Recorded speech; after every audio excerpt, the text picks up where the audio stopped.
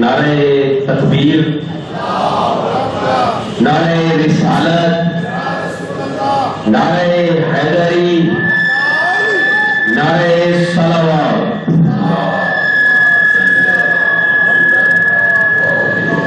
قبل اس کے کہ میں قبلہ کو دعوت خطاب دوں، آپ تمام مومنین سے گزارش ہے کہ تھوڑا سا قریب ہو جائیں، آگے کافی ساری جگہ خالی ہے۔ بس محمد والے محمد بلندر صلوات، اللہم صل، درود بھی پڑھتے جائیں اور آگے ہوتے جائیں، باوجہ بلند صلوات، اللہم صل علی محمد وآل محمد۔ خمسہ مجالس، 5 روزہ سلسلہ دروس بعنوان استقبال ماہ رمضان پر تفسیر قرآن سے خطاب فرمائیں گے حجت الاسلام قبلہ مولانا محمد علی فاضل، استاد جامعۃ الکوثر اسلام آباد، جناب قبلہ مولانا محمد علی فاضل، باوجہ بلند صلوات۔ قوت الا باللہ العلی العظیم۔ اعوذ باللہ السمیع العلیم من الشیطان اللعین الرجیم۔ بسم اللہ الرحمن الرحیم۔ الحمد للہ رب العالمین، والصلاة والسلام علی سیدنا و مولانا ابی القاسم محمد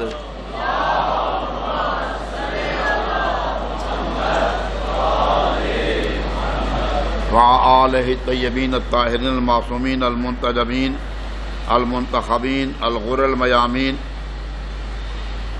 الذین اذهب اللہ عنہم الرجس وطہرہم تطہیرا۔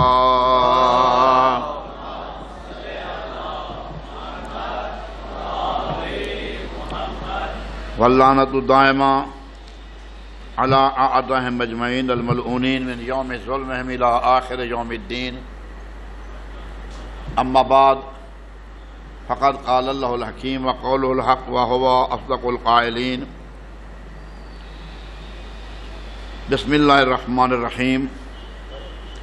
انا انزلناہ فی لیلۃ القدر وما ادراک ما لیلۃ القدر۔ لیلۃ القدر خیر من الف شہر تنزل الملائکۃ والروح فیہا بإذن ربہم من کل امر سلام ہی حتی مطلع الفجر۔ صدق اللہ العلی العظیم۔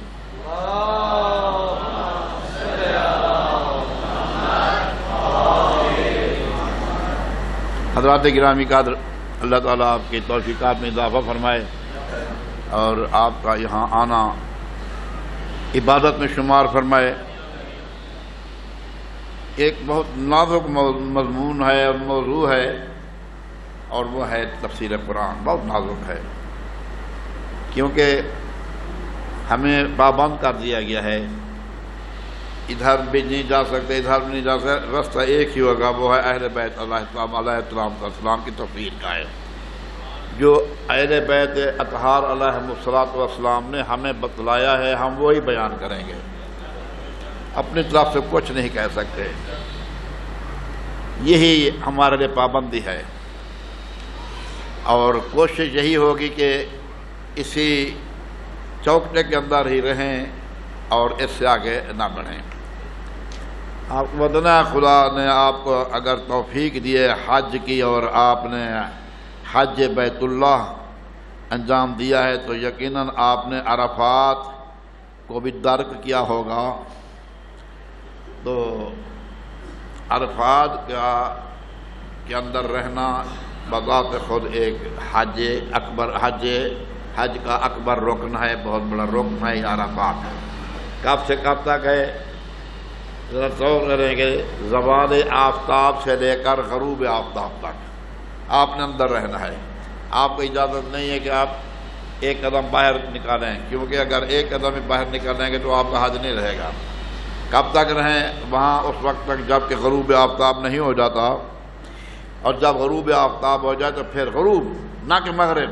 ہمارا غروب سے نہیں، ہمیں نماز مغرب سے ہمارا تعلق ہے، لیکن ارشاد معصوم ہے کہ غروب آفتاب تک وہاں رہیں۔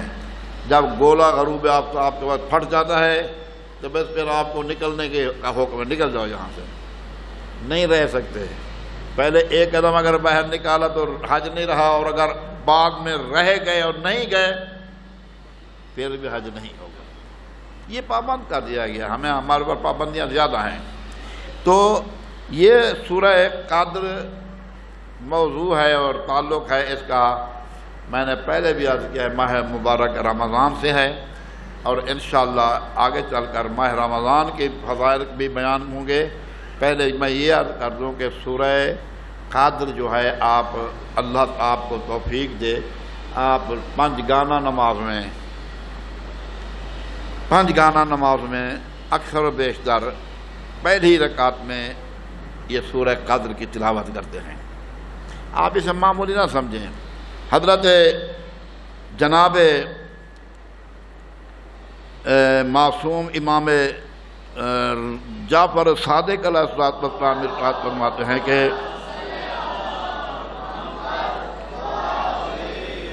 کہ جو شخص نماز میں سورہ حمد کے بعد سورہ انا انزلنا کی تلاوت کرے،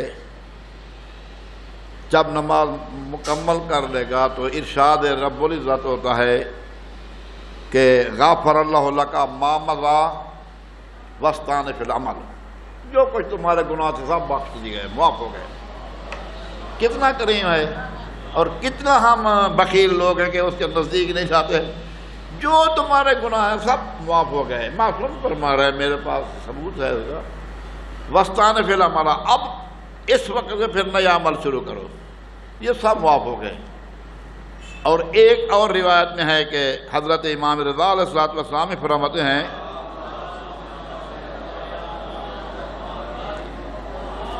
نہیں بھائی یک زبان ہو کر صلوات پڑھ دیا کرے نا۔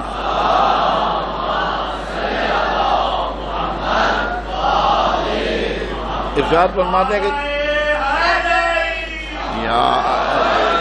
آپ فرماتے ہیں کہ جو شخص مومنین کے قبرستان میں جا کر یا کسی مومن کی قبر پر سورہ انا انزلنا کو 7 مرتبہ پڑھے تو خالق کائنات اس قبرستان میں رہنے والے مومنین کے گناہ معاف کر دیتے اور پڑھنے والے کے بھی گناہ معاف کر دیتا۔ مفت کا ثواب آپ اپنے ہاتھ سے کیوں جانے دے رہے ہیں؟ مفت کا ثواب ہے، آپ نے پڑھنا ہے، زبان آپ کی زبان نے کام چل کرنا ہلنا ہے، آپ کے اعضاء نہیں ہلیں گے۔ قبرستان میں جا رہے ہیں، مومنین کی قبریں وہاں موجود ہیں، وہاں جا کر 7 مرتبہ یاد رکھیں، اس سورت کی تلاوت کریں تو امام فرماتے ہیں کہ خالق کائنات اہل کا قبرستان یعنی مومنین جو قبرستان میں مدفون ہیں ان کے بھی گناہ معاف کر دیتے ہیں، پڑھنے والے کے بھی گناہ معاف کر دیتا ہے۔ اور ایک چیز عرض کروں کہ ارشاد ہوتا ہے نا انا انزلناہ فی لیلۃ القدر، کہ ہم نے اس قرآن مجید کو شب قدر میں نازل کیا، لیلۃ القدر میں نازل کیا۔ بات لیلۃ القدر کی ہو رہی ہے، کافی دنوں سے، وہ 3را دن ہے، اس بات پر ہو رہا ہے کہ گفتگو ہو رہی ہے۔ اور میں نے رات یہ بھی ذکر کیا تھا کہ قرآن مجید 2 مرتبہ نازل ہوا ہے۔ آج ایک اور چیز جو آپ کے سامنے عرض کروں وہ یہ ہے کہ شب قدر کی عظمت کیا ہے۔ اگر اجازت ہو میں بتا دوں شب قدر کی عظمت کیا ہے۔ شب قدر کی کیا عظمت ہے؟ شب قدر شب شکر گزاری ہے، خدا کا شکر ادا کرنے کی رات ہے۔ آپ نے کل سنا تھا کہ موسیٰ علیہ السلام نے اللہ کے بارگاہ سے چند سوال کیے تھے، تو خالق نے ان کے سوالات کو مشروط کر دیا تھا شب قدر میں یہ اعمال انجام دینے سے، اور شکر کرنے کی رات ہے۔ کیوں؟ خدایا تیرا شکر ہے کہ تو نے ہمیں یہ رات عطا فرمائی، اور یہ رات وہ ہے کہ جس کا تعلق نزول قرآن کے ساتھ ہے۔ اچھا، اور ایک بات میں جو عرض کر رہا ہوں اصل یہ ہے کہ کہ یہ بھی آپ کو معلوم کرنا ہونا چاہیے کہ ایک وما ادراک کا ایک جملہ ہے یہیں، بسم اللہ الرحمن الرحیم انا انزلناہ فی لیلۃ القدر، ہم نے قرآن کو نازل کیا لیلۃ القدر میں، وما ادراک ما لیلۃ القدر، تمہیں کیا معلوم کہ لیلۃ القدر کیا ہے؟ کیا پیغمبر کو معلوم نہیں تھا؟ پیغمبر کو معلوم نہیں تھا؟ یقیناً معلوم ہے، لیکن میں یوں عرض کروں، یہ جو سوال کیا گیا در حقیقت شب قدر کی اہمیت کو بیان کرنے کے لیے۔ پتہ ہے شب قدر ہے کیا؟ اور کہ ہمارے اپنے زمانے پتہ ہے شب قدر کیا ہے؟ پتہ ہے تو جدس، اگر میں پتہ کوئی نہیں تو جدس، پر میں لیلۃ القدر خیر من الف شہر، خیر من الف شہر، 1000 مہینے کی عبادت سے افضل ہے۔ اور تنزل الملائکۃ والروح فیہا بإذن ربہم من کل امر۔ ابھی ان آیات کا ترجمہ نہیں کروں گا، بعد میں کروں گا، فی الحال یہی کہ ما ادراک ما لیلۃ القدر، یہ لفظ قدر ہے، قدر، شب قدر، اس قدر کا کیا معنی ہے؟ شب قدر ہے، لیلۃ القدر ہے، آپ بھی کہتے ہیں لیلۃ القدر کہتے ہیں، فارسی میں شب قدر کہتے ہیں، کئی لوگ تو شب لیلۃ القدر کہتے ہیں، بھائی نہیں، شب لیلۃ یہ شب قدر ہے یا لیلۃ القدر ہے۔ قدر کا کیا معنی ہے؟ تو قابل احترام سامعین، قرآن مجید میں ہی ان معنی کا ذکر کیا گیا ہے، 3 قسم کے معنی لکھے گئے ہیں قدر کے، اگر اجازت تو میں بیان کر دوں تو وہ یعنی یہ نہ سمجھے میں کوئی گرامر کے سوال آپ کے سامنے پیش کر رہا ہوں، یہ معنی سیدھے سادہ ہے۔ یہ قدر کیا ہے؟ 3 معنی ہیں قدر کے۔ ایک، قدر کا معنی ہے خدا بند اعلیٰ فرماتا ہے مقام و منزلت، قدر کا معنی مقام و منزلت، آپ بس سمجھے نا، جس طرح قرآن مجید میں ہے۔ یہ آپ کو جو نوٹ بک دیا گیا ہے نا، اس نوٹ بک کو صرف سوالات لکھنے کے لیے نہیں استعمال کریں، اپنی یادداشت کے طور پر بھی اس نوٹ بک سے کام لیں، روز روز کے یہ لیے بات نہیں ملتی ہیں۔ قدر ایک معنی کیا ہے؟ میں نے عرض کیا ہے، ایک معنی کیا ہے؟ قدر و منزلت ہے، جس طرح قرآن خود کہتا ہے، اللہ خود کہتا ہے وما قدر اللہ حق قدرہ، جو اللہ کے قدر و منزلت کا جو مقام ہے لوگوں نے اسی طرح اللہ کی قدر و منزلت نہیں کی ہے۔ جو اللہ کا احترام ہونا چاہیے، اللہ کا جو مقام ہونا چاہیے، وہ مقام ان لوگوں نے لاگو نہیں دیا، مقام و منزلت۔ اب آپ دیکھ لیں، میں اپنی طرف سے نہیں کہہ رہا، وما قدر اللہ کا قدر ہی، جو اللہ کو قدر و منزلت دینی چاہیے وہ ان لوگوں نے، وما قدر اللہ، ان لوگوں نے اللہ کو وہ مقام نہیں دیا ہے۔ اللہ کو جنہوں نے مقام نہیں دیا، پیغمبر کو کیا مقام دیں گے؟ غور فرما رہے ہیں نا، جنہوں نے اللہ کو مقام و منزلت نہیں دی، اللہ کی قدر کو نہیں پہچانا، وہ پیغمبر کی قدر کو کیا پہچانیں گے؟ اسی لیے تو بعض اوقات ہوتا یہ ہے کہ یہ دنیا والے پیغمبر کو اپنے جیسا سمجھ کر ان کے سامنے کئی گستاخیاں کر جاتے تھے۔ اگر میں عرض کروں، آپ مجھے اجازت دیں تو میں ایک آیت کی تلاوت کرنے کا شرف حاصل کرتا ہوں، وہ ہے سورہ حجرات کی۔ دیکھیں ذرا وہ کیا ہے؟ یا ایھا الذین آمنوا لا تقدموا بین یدی اللہ ورسولہ، وہ لوگوں ایمان والو، کافروں سے نہیں کہا جا رہا، مومن یعنی عام مسلمانوں سے بھی نہیں کہا جا رہا، یا ایھا الذین آمنوا لا تقدموا بین یدی اللہ ورسولہ، اللہ اور اس کے رسول سے آگے نہ بڑھو۔ بات سمجھیے کہ نہیں؟ یہ سورہ حجرات کی پہلی آیت ہے، لا تقدموا، سبقت حاصل نہ کرو بین یدی اللہ ورسولہ، اللہ اور اس کے رسول سے۔ یہ عجیب بات ہے، بعض لوگ ایسے ہوتے تھے خود کو رسول سے بھی بہت بڑا عالم سمجھتے تھے، نعوذ باللہ من ذالک۔ میں اس کی ایک دو مثالیں عرض کرتا ہوں آپ کی خدمت میں، صلوات پڑھ دیں محمد اور آل محمد۔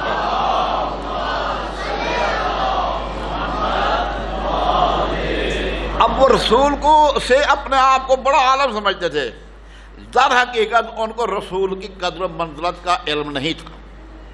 حضور گرامی قادر صلی اللہ علیہ وآلہ وسلم نے حکم دیا ہے کہ بھی دیکھو قربانی جو ہوتی ہے نا طلوع آفتاب کے بعد کی جاتی ہے، یہ پہلے دن۔ کچھ لوگ بڑے ہی جلدی میں ہوتے ہیں، وہ یہ کہتے ہیں کہ ہم سے بھی پوچھتے ہیں جناب کیا صبح سویرے نماز کے بعد ہم قربانی کر سکتے ہیں؟ نا بابا نا، نہیں، اجازت نہیں ہے جب تک طلوع آفتاب نہ ہو جائے۔ بات سمجھ آ رہی ہے نا؟ بہت تنگ کرتے ہیں، کہیں کہہ دیں میں کیا کروں؟ یہ بات تو رسول پاک کے زمانے بھی ہو گئی۔ حضور پاک ابھی تیاری کر رہے تھے قربانی کرنے کی، کچھ لوگوں نے آگے بڑھ کر رسول سے بھی آگے بڑھ کر قربانی کو ذبح کرنا شروع کر دیا۔ حضور نے فرمایا تمہیں پتہ نہیں ہے کہ قربانی طلوع آفتاب کے بعد کی جاتی ہے؟ انہوں نے کہا قربانی کرنی ہے، قربانی کرنی ہے، دن ہو گیا ہے، یہ اور بات ہے سورج جو ہے وہ طلوع نہ ہو۔ یہ پیغمبر اللہ فرماتا ہے لا تقدموا بین یدی اللہ و رسولہ۔ ایک اور مورد، حضور پاک سفر کو جا رہے ہیں اور آپ کو پتہ ہے کہ سفر میں نماز قصر ہوتی ہے اور روزہ بھی کیا ہوتا ہے؟ بولو، نماز بھی قصر، روزہ بھی قصر۔ یعنی نماز اگر 4 رکعت 2 رکعت ہے، روزہ اگر پورے دن کا تو آدھے دن کا ہو جائے گا۔ روزہ نہیں ہے، نماز قصر ہے۔ غور فرما رہے ہیں نا؟ نماز قصر ہے اور وہ بھی 4 رکعت نماز، اس کے علاوہ نہ 2 رکعت نماز قصر ہے نہ 3 رکعت نماز قصر ہے، صرف 4 رکعت نماز۔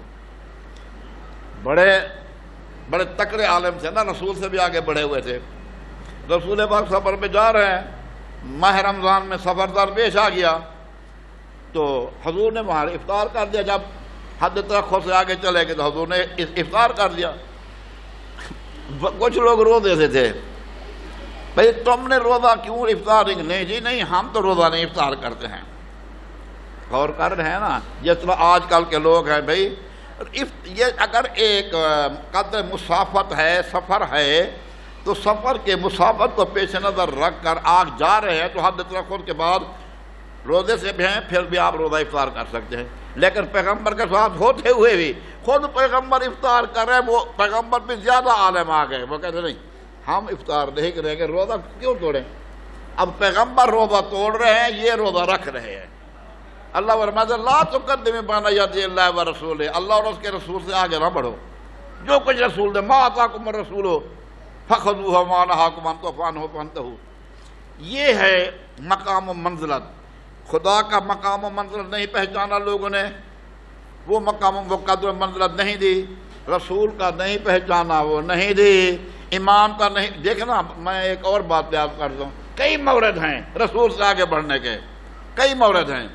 اور آگے اسی سورہ حجرات میں ہے اے لو امام مومنو لا، یعنی تمہارا رسول کو پکارنا اپنے لوگوں کے پکارنے جیسا نہ ہو۔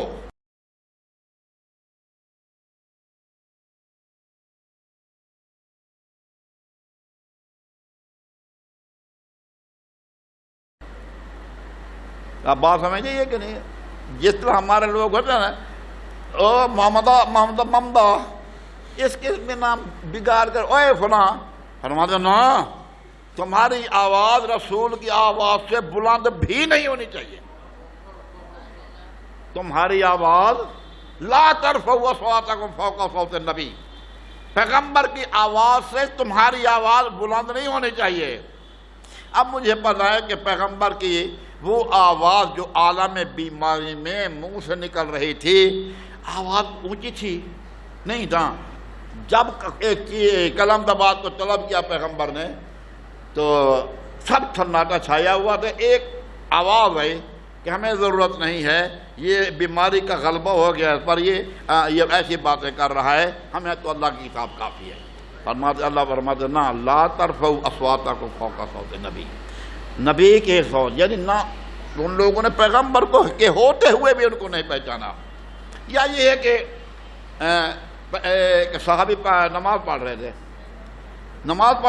پیغمبر نے اسلام نے پکارا میرے خیال میں شاید عبداللہ بن مسعود ہے، وہ عبداللہ، جواب نہیں آیا، پھر کہا کہ عبداللہ، پھر جواب نہیں آیا، جب تیسری مرتبہ پکارا آپ نے عبداللہ، اس نے کہا، پھر کہا کہ جی جناب حاضر ہوں، فرماتے میں نے 2 مرتبہ تمہیں پکارا ہے، تم نے اس وقت جواب نہیں دیا، اب جو میں نے پکارا پھر جی جناب کہا ہے، کیوں؟ انہوں نے کہا قبلہ میں نماز پڑھ رہا تھا، نماز پڑھ رہا تھا۔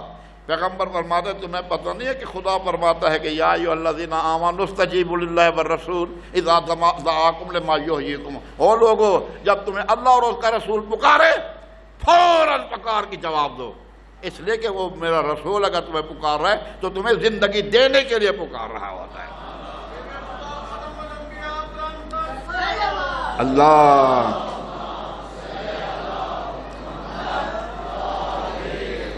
اور دوسرا معنی ہے قدر کا تقدیر۔ تقدیر تو جانتے ہیں نا، تقدیر کا لکھا، یہ ہے تقدیر ہے، قدر کا معنی تقدیر ہے، اور یہ بھی قرآن مجید میں ہے۔ آپ کو معلوم ہے کہ جب حضرت موسیٰ علیہ السلام اپنے بچے کو ساتھ لے کر، بیوی بچے کو ساتھ لے کر، سردی کا زمانہ تھا، وہاں مدین سے مصر کی طرف جا رہے تھے، سردی کا موسم تھا، رات تھی، تو اس وقت بچے کو بھی سردی لگ رہی ہے اور ان کی اہلیہ کو بھی سردی لگ رہی ہے، تو اب جناب موسیٰ علیہ السلام ڈھونڈ رہے ہیں، تلاش کر رہے ہیں کہ کس طرح ان کی سردی کو دور کیا جائے، کس طرح کوئی چیز ایسی ہو کہ ان کو گرم کیا جائے۔ سامنے دیکھ کر آگ جل رہی تھی، تو حضرت موسیٰ علیہ السلام نے آگ کی طرف سفر کیا۔ جب وہاں پہنچے، تقدیر کے اپنے فیصلے ہوتے ہیں، تقدیر کے اپنے فیصلے ہوتے ہیں۔ وہاں موسیٰ علیہ السلام کو پانی پلا کر ایک طرف ہو گئے تھے، تو بچے جناب شعیب کی بیٹیوں کو ریوڑ کو تو بیٹھے ہوئے تھکے ہوئے ہیں، بھوک لگی ہوئی ہے، اللہ سے عرض کرتے ہیں اللہ انی لما انزلتا، کیا ہے میں یعنی آیات کا معنی یہ کروں گا، پروردگارا مجھے تیرے خیر کی ضرورت ہے، تیری خیر کا محتاج ہوں، فقیر ہوں میں۔ تو وہاں پر اللہ تعالیٰ نے ایسا بندوبست کر دیا خیر کا کہ وہ خاتون ایک آئی، حضرت شعیب کی بیٹی، ان کو بلا کر لے گئی اور کھانا بھی مل گیا، اور جناب شعیب نے اپنی ایک بیٹی کا بندوبست یعنی عقد بھی ان کے ساتھ کر دیا۔ تقدیر کے فیصلے اپنے ہوتے ہیں، جہاں روٹی نہیں مل رہی تھی وہاں ساتھ روٹی کے ساتھ ساتھ وہ بیوی مل گئی۔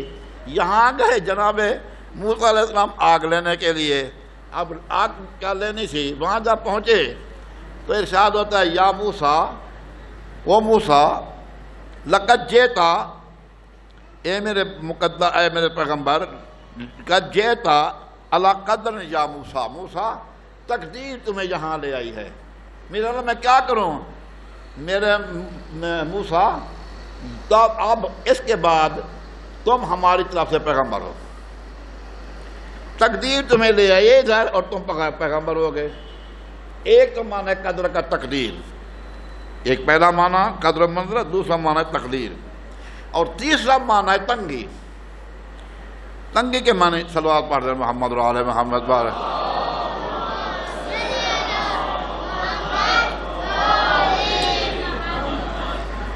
مفسر نے کہتے ہیں کہ تنگی کے معنی کیا ہیں، یہ وہ رات ہے جس میں فرشتوں سے یہ زمین تنگ آ جاتی ہے، بہت زمین، فرشتے بہت ہیں زیادہ، زمین میں فرشتوں میں کے لیے پاؤں رکھنے کی جگہ نہیں ہوتی، اس قدر فرشتے نازل ہوتے ہیں۔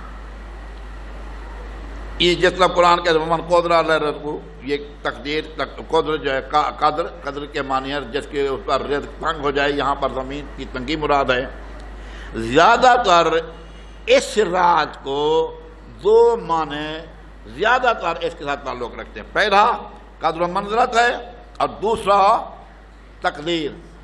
قدر و منزلت اس لیے کہ اس رات کی قدر و منزلت خالق کائنات نے تمام راتوں سے زیادہ رکھی ہے۔ خیرون من الف شہر، ایک رات سے افضل نہیں، 2 سے نہیں، 10 20 سے نہیں، پورے 1000 مہینے کی راتوں سے افضل ہے۔ اب یہ ہے قدر و منزلت اللہ نے اس کو عطا کی۔ اور دوسرا معنی یہ ہے اس کا کہ تقدیر کیوں ہے؟ تقدیر اس لیے ہے کہ اس رات میں خالق کائنات کی تقدیر کو لکھ دیتا ہے۔ اس رات کو توجہ فرمایا آپ نے، تقدیر لکھی جاتی ہے، انسانوں کی تقدیر خاص کر۔ اس لیے حکم ہے کہ یہ رات جا کر گزارو، کہیں رات گزر جائے اور تمہاری تقدیر نہ لکھی جائے۔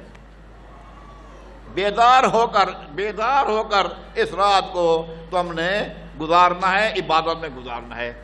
یہ ہے تقدیر، یعنی انسان کی وہ تقدیر خاص کر۔ اور پھر یہ ہے کہ تقدیر کا جو مطلب یہ ہے کہ اندازہ کے معنی حساب و کتاب، اس کے لیے کتنا روزی ہونی چاہیے، اس کے لیے کتنا اولادیں ہونے چاہیے، اس کے لیے کتنا مال ہونا چاہیے، اسی رات کو لکھا جاتا ہے۔ اس لیے حکم ہے کہ تم نے اس رات کو جا کر گزارنا ہے، اللہ سے دعا مانگتے رہیں، تاکہ کوئی لمحہ جو ہے نا تمہارا دعا سے خالی نہ ہو۔ اس لیے اپنی تقدیر کو اگر بنانا ہے آپ نے تو اللہ کی بارگاہ میں اس رات کو دعا مانگیں۔ دعا ہے، عبادت ہے، نماز ہے، یعنی ذکر الہی ہو آپ کا، ہر وقت خدا کی ذات کا ذکر ہو۔ اور پھر یہ ایک اور چیز بھی ہے کہ خداوند عالم نے اس کائنات کو پورے اندازے کے مطابق بنایا ہے۔ کہیں یہ نہ سمجھیں کہ یہ اندھی بانٹ ہے، جس کو کوئی دے دیا تو دے دیا، نہیں دیا تو نہیں دیا، نہ، اندھی بانٹ نہیں ہے۔ کائنات کے ذرے کی مقدار کا اس کو علم ہے، ذرے کی ہے، اور ہر چیز اس کے مقدار کے مطابق ہے۔ جس طرح قرآن فرماتا ہے کہ اِن مِّن شَيْءٍ إِلَّا عِندَنَا خَزَائِنُهُ وَمَا نُنَزِّلُهُ إِلَّا بِقَدْرٍ مَّعْلُومٍ۔ ہر چیز ہمارے علم میں ہے، ہم اگر کسی چیز کو نازل کرتے ہیں تو وہ پورے اندازے کے مطابق ہوتی ہے، بغیر اس کے۔ حتیٰ کہ یہ ہے کہ ارشاد رب العزت پہ ہوتا ہے کہ آسمان سے جو بارش کے قطرے نازل ہوتے ہیں، ان قطروں کا بھی اس کے ذات کے پاس علم ہے، اور اسے معلوم ہے کہ کتنے قطرے زمین پر گر رہے ہیں۔ توجہ ہے یا نہیں ہے؟ وَمَا نُنَزِّلُهُ إِلَّا، جیسا کہ قرآن مجید میں ہے کہ وَكُلُّ شَيْءٍ عِندَهُ بِمِقْدَارٍ ہے، حتیٰ کہ یہ سورج، یہ چاند، یہ ستارے، سورج چاند اور ستاروں کا حجم کتنا حجم ہے ان کا کتنا وزن ہے، اور ان کا آپس میں کتنا فاصلہ ہے، یہ سب الا بمقدار، اللہ تعالیٰ کے پاس مقدار سب کچھ علم میں ہے۔ اور جس طرح کے قرآن میں بھی ہے کہ سورہ الرحمن میں والشمس والقمر بحسبان، یہ سورج چل رہا ہے اور یہ چاند چل رہا ہے، وہ ایک جچے تلے حساب کے مطابق ہے۔ کبھی نہیں دیکھا ہوگا آپ نے کہ سورج چاند سے بڑھ گیا ہو یا چاند سورج سے بڑھ گیا، نہیں، سورج جو ہے وہ اپنے وقت پر رہے گا، چاند اپنے وقت پر رہے گا، آپس میں ان کا فاصلہ ہوگا۔ اللہ کو معلوم ہے کہ چاند کا کتنا وزن ہے، چاند کی روشنی کا کتنا وزن ہے، سورج کی روشنی کا کتنا وزن ہے، سورج کی روشنی کا سورج سے کتنا فاصلہ ہے جب زمین پر آتا ہے۔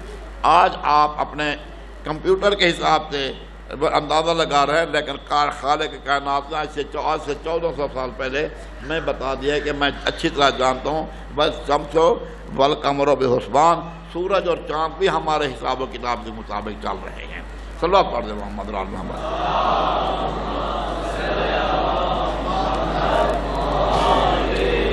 بہرحال خداوند عالم شب قدر میں 1 سال کے امور کو سال کی تقدیر کو ہر ایک کے لیے لکھ دیتا ہے، یعنی آج کی شب قدر سے لے کر آئندہ سال کی شب قدر تک ہے۔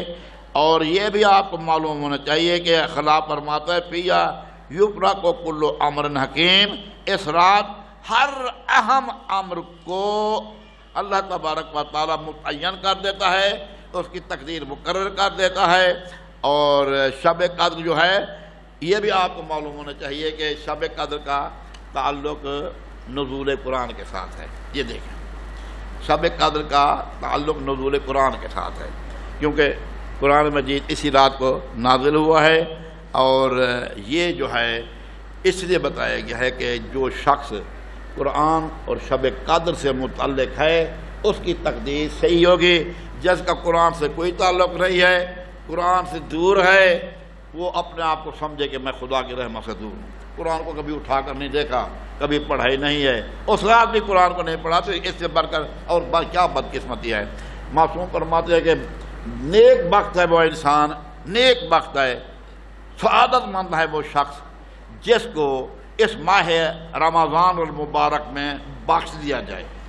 اگر کسی کو اس ماہ رمضان المبارک میں نہیں بخشا، بدبخت انسان ہے، تو پھر اگلے ماہ رمضان کا وہ انتظار کرے. مگر یہ کہ وہ جائے کہاں؟ عرفہ کے میدان میں، میدان عرفات میں، وہاں جا کر عرفہ کے دن وہاں عبادت کرے، شاید ماہ رمضان کا ثواب اور بخشش کا ثواب اس کے مل جائے. یہ ہے عظمت ہے اس مہینے کی، اور قرآن مجید کے ساتھ اس رات کا تعلق ہے. اور ایک اور بات یہ ہے کہ جناب حضرت پیغمبر گرامی اسلام صلی اللہ علیہ وآلہ وسلم سے صلوات پڑھ رہے محمد رال محمد بعد. جناب حضرت ابو ذر نے عرض کی یا رسول اللہ، یہ شب قدر جو ہے صرف ہمارے لیے ہے، ہمارے لیے ہے. ہمارے جب اب تک آپ ہیں یہ شب قدر اس وقت تک ہے. فرماتے ہیں نہ، انبیاء ما سلف کے دور میں بھی شب قدر تھی، آج بھی ہے، اور جب تک قرآن ہے شب قدر ہے. اور قرآن کب تک ہے؟ تا روز قیامت قرآن ہے. جب قرآن ہے تو اس میں شب قدر کا بھی ذکر ہے. اور پھر مدے کی بات یہ ہے کہ معصوم فرماتے ہیں کہ اس دور میں ہر نبی کے پاس ملائکہ نازل ہوتے تھے، آتے تھے، لیکن اس وقت میرے پاس آ رہے ہیں. اور امیر المومنین فرماتے ہیں کہ اگر تم امامت کے بارے میں مخالف کے ساتھ بحث کر رہے ہو تو اسی سورہ قدر کی تلاوت کرو. قبلہ کیا کریں؟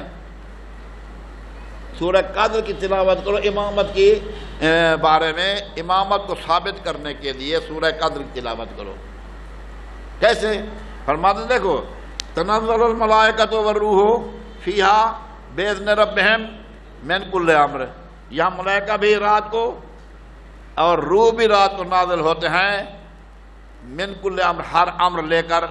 تو مجھے بتاؤ کہ نازل ہوتے ہیں پیغمبر کے زمانے میں، نازل ہو تو پیغمبر کے پاس. مجھے بتائیں کہ پیغمبر کے بعد کیا کہتے ہیں یہ شب قدر ہے یا نہیں ہے؟ ہے، قیامت تک ہے. پیغمبر کے بعد جو پیغمبر کے جانشین حقیقی ہیں یہ فرشتے اور روح ان کے پاس آتے ہیں. اور آج کے دور میں بھی اگر شب قدر ہے تو آپ مجھے بتائیں کہ فرشتے کہاں نازل ہوتے ہیں؟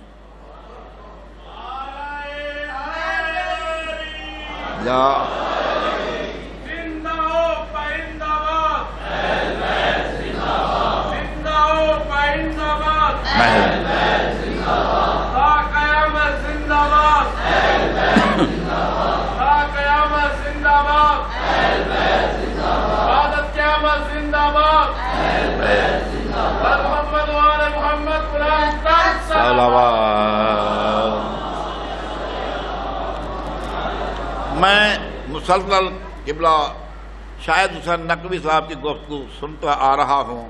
ماشاءاللہ بڑی تحقیق گفتگو ہے. اور آپ کو بتایا کہ امام زمانہ کا جب تک ظہور نہیں ہو جائے گا اس وقت تک قیامت نہیں آئے گی. اور یہ سلسلہ جو ہے جاری رہے گا شب قدر کا. اور فرشتے آئیں گے تو کس کے پاس آئیں گے؟ آپ مجھے بتائیں. کیا بنی امیہ کے دور میں کسی خلیفے کے پاس گئے؟ بنی عباس کے دور میں کسی خلیفے کے پاس گئے؟ اور آج کہاں ہیں؟ آج آپ کے پاس آتے ہیں، امام مسجد کے پاس جاتے ہیں. امام مسجد یہ مت چلو یار امام مسجد، امام پتہ نہیں کس کے، امام کعبہ کے پاس گئے، پتہ نہیں کہاں. فرماتے ہیں نہ، یہ چونکہ قرآن اور اہل بیت کبھی جدا نہیں ہوں گے، جب تک شب قدر ہے اہل بیت ہیں، اہل بیت کے فرد اس وقت حضرت امام زمانہ عجل اللہ تعالیٰ فرجہ شریف ہیں، اور تمام یہ فرشتے امر لے کر صاحب الامر کے پاس جاتے ہیں۔ اس لیے ہم اپنے امام زمانہ کو السلام علیکہ یا صاحب العصر والامر والزمان، اپنے امام کو سلام کرتے ہیں، اے صاحب العصر اور صاحب الامر ہمارا سلام قبول فرمائے۔ یہ امر ہے۔ اللہم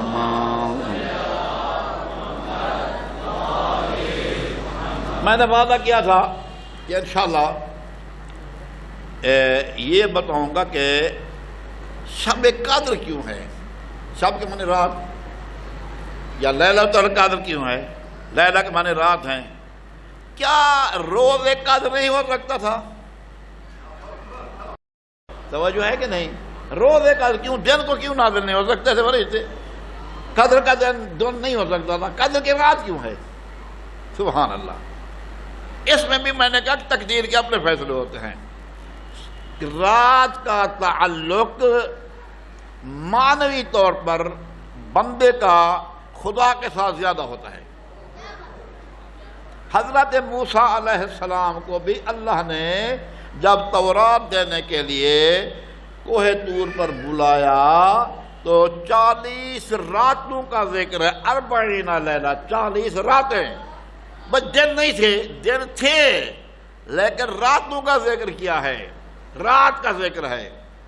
رات کیا بات ہے، کیا بات ہے، سبحان اللہ۔ یہ رات جو ہے اپنے معبود سے راز و نیاز کرنے کی رات ہے۔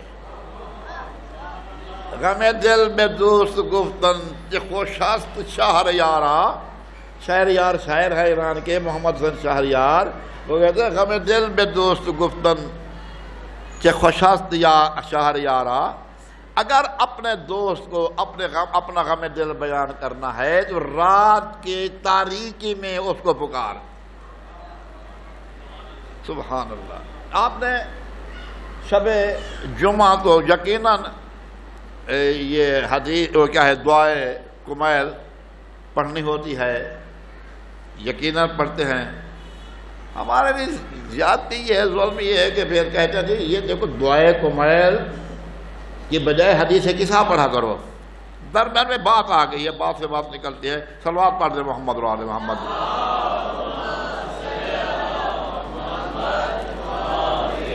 کیوں بھئی دعائے کمیل نہ پڑھیں؟ اس لیے کہ مسکین فقیر کیا ہے، مستقین اور مستجیر۔ علی کہہ رہے ہیں کہ میں مسکین ہوں، میں غریب ہوں، میں حقیر ہوں۔ یہ علی چھے کہ شایان شان نہیں ہے۔ الہی و رب من لغیرک، یہ علی کہہ رہے ہیں، الہی و رب من لغیرک، تیرے علاوہ میرا کون ہے، کس کے پاس جاؤں؟ اللہ تعالیٰ کا لاکھ لاکھ شکر ہے کہ ہمیں ایسی ہستیاں عطا فرمائی ہیں۔ علی ایک عام آدمی کے سامنے نہیں بات کہہ رہا، وہ احکم الحاکمین کے سامنے بات کہہ رہا ہے۔ میں مسکین بھی ہوں، فقیر بھی ہوں، مستقین بھی ہوں۔ میں فقیر ہوں تو تیری بارگاہ میں، دنیا میری بارگاہ کے فقیر ہے، میں تیری بارگاہ کا فقیر ہوں۔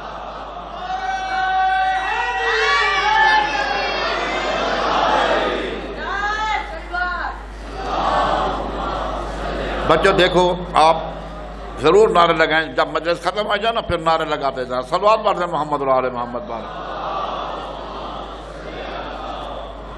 یہ دعائے کمیل یہ اہل بیت کے شایان شان نہیں۔ علی کب کہہ سکتے ہیں کہ میں مسکین ہوں، فقیر ہوں، غریب ہوں؟ وہ تمہارے سامنے نہیں کہہ رہا، اس کو کہہ رہا ہے، اس کو کہہ رہا ہے۔ کفا بھی، میں نے رات بھی عرض کیا تھا، کفا بھی اذن ان تکون لربا، تو میرا رب ہے، میری عزت کے لیے ہی کافی ہے۔ کفا بھی فقر ان اکون لک عبدا، میرے لیے فقر کی تھوڑی نہیں، میں تیرا عبد ہوں۔ وہ کہہ رہا ہے عبد ہوں میں تیرا۔ علی علیہ السلام فرماتے ہیں کہ جب مجھے کوئی ضرورت درپیش آتی تھی نا، مشکل درپیش آتی تھی، میں مسلح پر آ جاتا تھا، 2 رکعت نماز پڑھ کے اللہ کی بارگاہ میں عاجزی کے ساتھ سوال کرتا اور میرا مسئلہ حل ہو جاتا تھا۔ حلال مشکلات ہے نا علی، میرا ایمان ہے، میرا عقیدہ ہے، میرا علی حلال المشکلات ہے، لیکن علی کے لیے حلال المشکلات وہ ذات ہے۔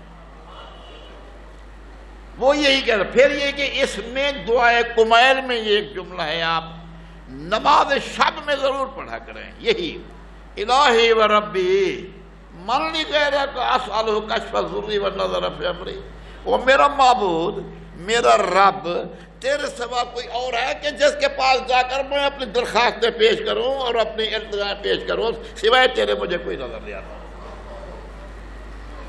غم دل بے دوست گفتن کہ خوشاست شہریارا، یہ موقع ہوتا ہے۔ دیکھیں بھائی اصحا ایک ہے، یہ بھی یاد رکھیں، رات کا وقت اس ذات کے ساتھ، یا میں کہوں کہ محبوب کے ساتھ حبیب کی گفتگو کا مزہ آتا ہے، راز و نیاز کا مزہ آتا ہے، سکون ہوتا ہے، دنیا سوئی ہوئی ہوتی ہے اور آپ اس کے ساتھ راز و نیاز کر رہے ہیں، اور اس وقت مزہ تار سے تار مل رہی ہوتی ہے، تار سے تار مل رہی ہوتی ہے۔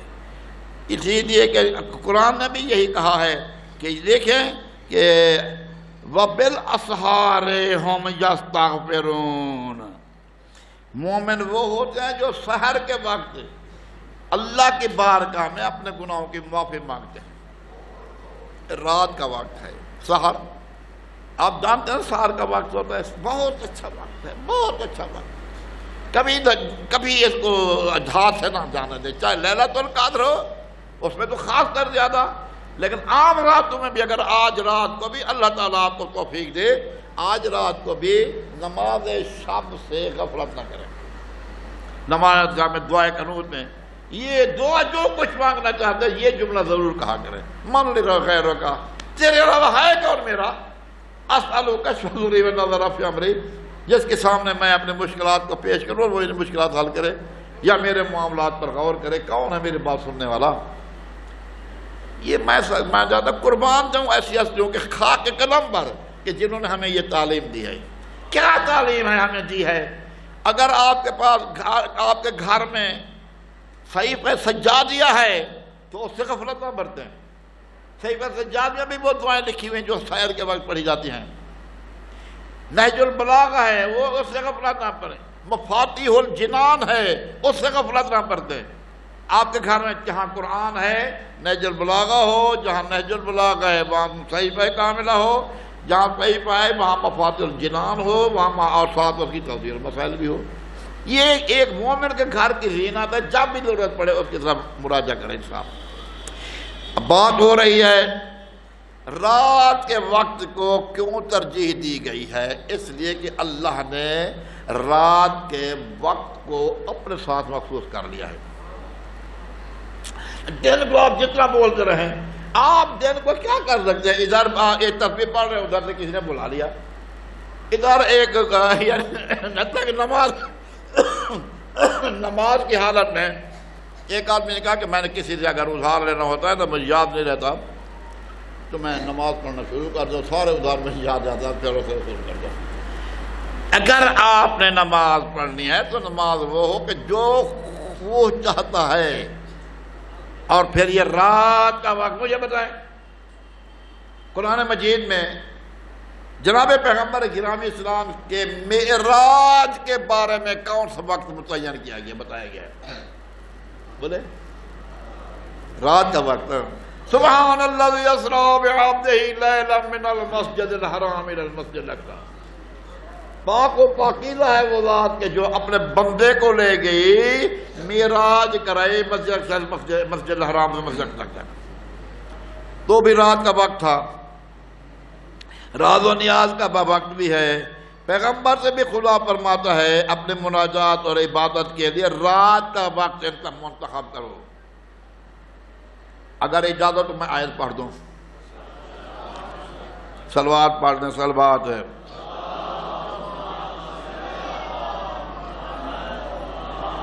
میں اب اسی آیت پر اپنے گفتگو ختم کرتا ہوں کیونکہ وقت میرا پہنچ چکا ہے۔ وَمِنَ اللَّيْلِ فَتَہَجَّدْ بِهِ نَافِلَةً، رات کو تہجد پڑھا کرو، رات کو اسائیں یا بسا کا ربوں کا مقام محمود، اور پھر یہ قم اللیل یا ایھا المزمل قم اللیل، رات کو اٹھا کرو، رات کا کچھ حصہ، ساری رات نہ صحیح کچھ حصہ ہے، تو یہ سب رات کے ساتھ ان چیزوں کا تعلق ہے۔ میرے قابل احترام، اللہ آپ کو جزائے خیر دے۔ یتلون آیات اللہ آناء اللیل، مومن وہ ہوتے ہیں جو رات کی تاریکی میں قرآن کی آیتیں پڑھتے ہیں رات کو۔ جو مزہ رات کو آتا ہے نا اس دن کو نہیں آتا، لہذا رات کا ایک انتخاب کریں۔ اللہ آپ کو جزائے خیر دے۔ ابھی سلسلہ گفتگو جاری ہے اور انشاءاللہ اس کا تتمہ آگے چل کر کل انشاءاللہ بیان ہوگا۔ وصلی اللہ علی محمد وآلہ طیبین الطاہرین المعصومین۔ یہ ایک ابھی مجھے سوال دیا گیا ہے، بس وہ میری بات گفتگو ختم ہو گئی۔ وہ بتاتے ہیں کہ شب قدر کی شب قدر کو آخری 10 راتوں میں تلاش کرو۔ اس کا مطلب یہ 19 کی رات جو ہے وہ آخری 10 راتوں میں شامل نہیں ہے۔ بات تو ان کی صحیح ہے، لیکن آپ کو یہ معلوم ہونا چاہیے کہ 19 کی جو رات ہوتی ہے یہیں سے عشرے کا آغاز ہو جاتا ہے، یہ بھی ان میں شامل ہو جاتی ہے۔ 19 ہے، 21 ہے اور 23 ہے۔ اللہ آپ کو جزائے خیر دے۔ آپ ان راتوں سے استفادہ کریں، زیادہ سے زیادہ فائدہ اٹھائیں، اور ہمارے حق میں بھی بارہ پروردگار محمد اور اہل بیت محمد کی عزت اور کے صدقے میں میرے مالک جو مومنات یہاں پر تشریف فرما ہیں اور ان کے دل میں حوائج شرعیہ ہیں، ان کے حوائج شرعیہ کو پورا فرما۔ آج کی رات کے صدقے میں ہمیں اعمال صالحہ کی توفیق عطا فرما۔ اور میرے مولا، ہم بہت گناہ گار ہیں، ہمارے پاس کچھ بھی نہیں ہے، کوئی عمل نہیں ہے، کچھ بھی نہیں، لیکن تیری ذات سے ہمیں یقین ہے تو ہماری غربت پر رحم فرمائے گا، ہمارے گناہوں کو معاف فرمائے گا۔ ہمیں توفیق دے ہم ماہ مبارک رمضان سے تمام حق و فائدہ اٹھا سکیں۔ انشاءاللہ آگے چل کر ماہ رمضان کے متعلق بھی میں کچھ عرض کروں گا۔ 2 راتیں باقی رہ گئی ہیں، آپ مجھے معاف کریں گے۔ اگر آپ کے منشا کے کوئی خلاف ہے بات تو مجھے بتا دیں، مجھے لکھ دیں، انشاءاللہ اس کے مطابق عمل ہوگا۔ وصلی اللہ علی محمد وآلہ المعصومین۔ میں آپ سب سے التماس کرتا ہوں کہ 1 مرتبہ سورہ حمد اور 3 مرتبہ سورہ توحید پڑھ کر بے شک آپ حلوہ بھی کھاتے رہیں، یہ بھی قرآن کے یہ جو ہے نا صورتیں، 1 مرتبہ حمد ہے، 3 مرتبہ سورہ توحید پڑھ کر مرحومین کے روح کو جو پچھلے سال تک تھے اب نہیں ہیں، یا جو بانی ہیں اس عمارت کے، یا جن لوگوں نے اس عمارت کے میں حصہ لیا ہے، میرا اللہ ان کو مغفرت فرما۔ بسم اللہ الرحمن الرحیم۔ الحمدللہ رب العالمین الرحمن الرحیم مالک یوم الدین، ایاک نعبد و ایاک نستعین، اہدنا الصراط المستقیم، صراط الذین انعمت علیہم غیر المغضوب علیہم ولا الضالین۔ بسم اللہ الرحمن الرحیم۔ قل هو اللہ احد اللہ الصمد لم یلد ولم یولد ولم یکن له کفوا احد۔ بسم اللہ الرحمن الرحیم۔ قل هو اللہ احد اللہ الصمد لم یلد ولم یولد ولم یکن له کفوا احد۔ بسم اللہ الرحمن الرحیم۔ قل هو اللہ احد اللہ الصمد لم یلد ولم یولد ولم یکن له کفوا احد۔ اللہم اوصل ثواب هذا الکلام الی ارواح الشہداء والصدیقین وجمیع عباد اللہ الصالحین، لا سیما الی ارواح المؤمنین المنظورین بحق محمد وآلہ طیبین الطاہرین۔